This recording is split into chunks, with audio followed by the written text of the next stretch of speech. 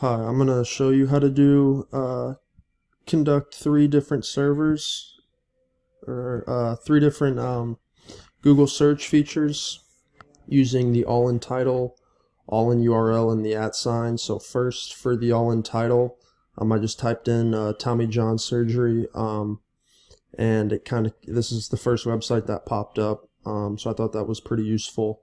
Next, the all-in URL. Typed in the same thing, and as you can see, this kind of goes into a little bit more of depth about the surgery in specific, and it's got a lot of great information on here, just kind of about what the surgery is and kind of what happens during the procedure. And then finally, the @sign. I just went on to Facebook and typed in TJ surgery, hashtag TJ surgery, and this lady was kind enough to post a video of her son kind of getting some procedure done